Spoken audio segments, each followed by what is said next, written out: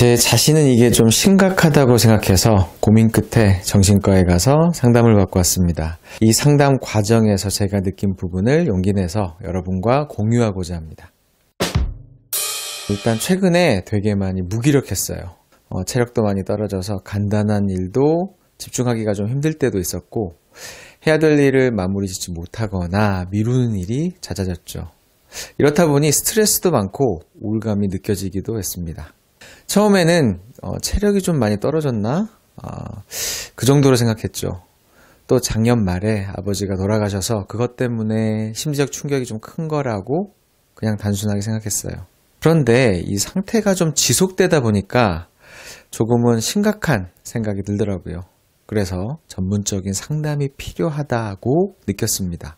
그러던 중에 성인 ADHD 증상과 관련해서 정신과 의사나 교수님들이 올려놓은 유튜브 영상을 보게 됐어요.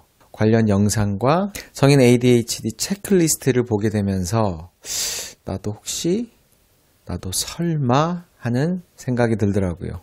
지금의 컨디션도 그렇지만 제가 어릴 적에 집안 사정이 어려워지고 방황하게 되면서 고등학교 자퇴 후 여러 심리적으로 어려운 시기를 보냈던 그때의 생각도 나면서 그때의 일도 혹시 이것과 관련이 하는 생각이 들었던 것 같습니다. 사실 상담을 받게 된 더 큰 이유는 ADHD 유무보다 전문적인 상담을 통해서 요새 내 자신의 심리적, 정서적 상태에 대해서 객관적으로 파악해보는 계기를 만들어보고 싶었기 때문입니다. 그래서 용기 내서 제 발로 찾아가서 상담과 검사를 하게 되었죠.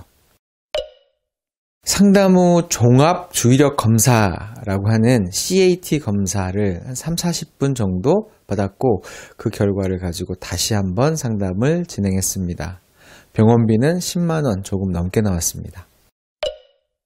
참 너무나 허탈한, 스스로 어이없는 그런 결과가 나왔는데요. 검사 결과 의사 선생님이 본 중에 가장 집중력이 좋다는 결과가 나왔습니다.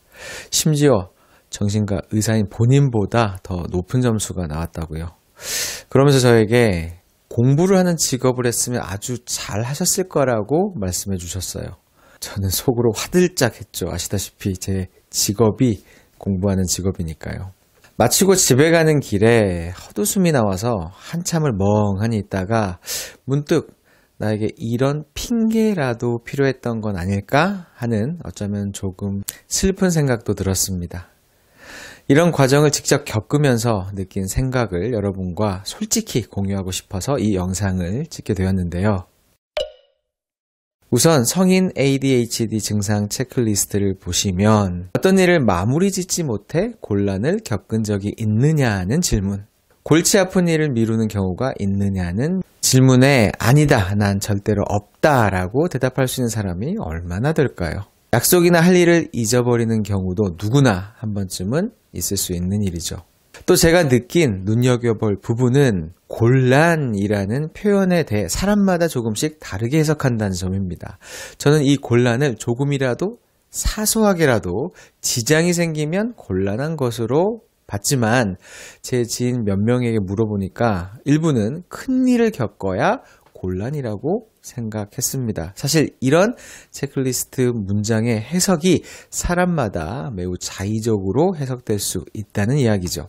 이런 사실은 포로 효과, 발엄 효과라고도 하는 개념과 매우 큰 연관이 있습니다. 사람들은 막연하고 일반적인 이야기에 의미를 부여하고 자신만의 이야기로 받아들이는 경향이 있다는 것이죠. 자신의 주관적인 상황에 맞춰서 해석하면 다 내 이야기처럼 느껴진다는 겁니다.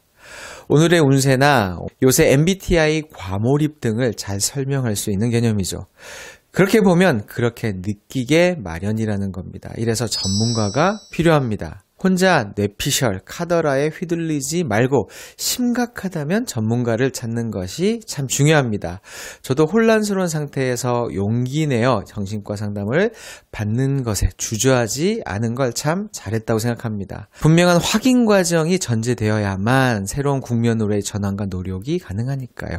그리고 실제로 전문가의 치료가 필요한 분들도 치료 시기가 늦지 않을 수 있습니다. 이건 교육도 마찬가지인데요. 카더라가 가장 많이 판치는 곳이 대한민국 교육이기 때문입니다. 남의 집 아이의 성공 스토리는 내 아이 성공의 공식이 될 수 없습니다. 다만 참고용일 뿐이죠. 그리고 솔직히 남의 집 아이의 성공 스토리 자체가 왜곡되고 과장되어 있는 경우가 참 많습니다. 그렇기 때문에 모든 교육 정보 또는 노하우는 우리 아이를 객관적으로 본 상태에서 맞춤으로 받아들여야 합니다. 잘못된 일반화는 아이를 망친다는 점을 꼭 기억해야 합니다. 또한 사실 누구나 게으릅니다. 누구나 문제가 있고 누구나 부족하죠. 높은 기준, 완벽함이 문제를 만드는 측면이 분명히 있습니다. 어른도 그런데 우리 아이들은 성장하고 있는 새싹이니까 아이들에겐 좀 더 너그러운 기준이 필요합니다. 어른들은 아이의 강점보다 단점을 더 많이 안다고 합니다. 왜냐하면 고쳐줘야 하는 것이라고 생각하니까요. 하지만 단점을 강점으로 만드는 것보다 강점을 특별함으로 만드는 것이 더 쉽습니다. 어찌 보면 부족한 상태가 정상입니다. 우리 어릴 때 더하면 더했지 덜하지 않았습니다. 선택적 기억 삭제를 하고 살 뿐이죠. 그리고 참 이 직업이 나름 나에게는 잘 맞는 직업이구나 하는 것을 새삼 깨닫는 계기가 되었습니다.